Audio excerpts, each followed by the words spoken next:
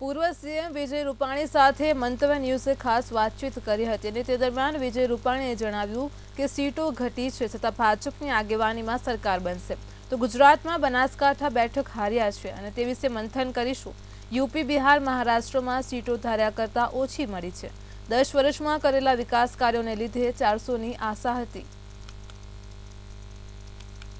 ભાજપ દ્વારા અબકી બાર 400 પારનો જે મંત્ર છે તે સાર્થક ન થઈ શક્યો। આપણી સાથે પૂર્વ મુખ્યમંત્રી વિજય રૂપાણી છે। વિજયભાઈ, શું કહેશો જે 400 પારનો જે એક લક્ષ્યાંક હતો તે પૂરો ન થઈ શક્યો, આને લઈને આપ શું કહેશો અને જવાબદાર કોણ? એટલે જવાબદાર તો કોઈ ન હોય, પણ 400 પારની જે કલ્પના હતી, એક આત્મવિશ્વાસ હતો કે 10 વર્ષ મોદીજીએ જે સુંદર દેશની કામગીરી કરી, દેશને આગળ વધાર્યો, દુનિયામાં દેશની પ્રતિષ્ઠા વધારી, એને કારણે આજે પ્રજામાં રામ મંદિર બન્યું, 370મી કલમ નીકળી ગઈ, 10 વર્ષ ઈમાનદારીથી શાસન કર્યું, કોઈ ભ્રષ્ટાચારનો આરોપ નથી। એટલે અમને એક ઉમ્મીદ હતી કે 400થી વધુ સીટો આ વખતે લેવી છે।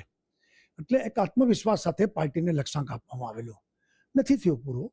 એના પણ કારણો હશે, પણ કારણો તો હજી તો પરિણામો આવી રહ્યા છે।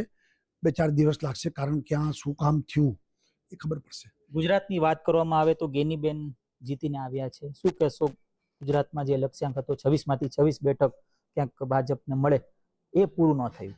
વાત સાચી છે, બનાસકાંઠાની બેઠક સરકતી ગઈ છે। બહુ ટૂંકા માર્જિનથી અમે લોકોએ બેઠક ગુમાવી છે।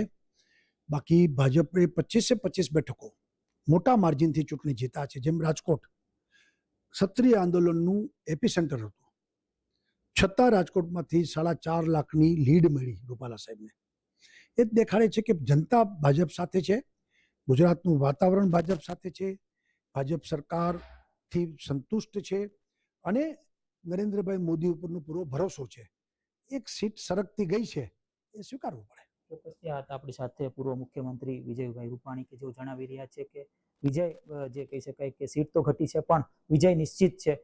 હાલ મહત્વની બાબત એ છે કે ગુજરાતમાં જે રીતનું એક મંત્ર હતું કે અબકી બાર 400 પાર 5 લાખથી લીડની જે વાત હતી તે પણ ક્યાંક સાર્થક ન થઈ શકે, તેને જ લઈને પણ આગામી સમયમાં મનોમંથન ભાજપ તરફથી કરવામાં આવશે। કેમેરા પર્સન લલિત વ્યાસ સાથે ધ્રુવ કુંડેલ, રાજકોટ।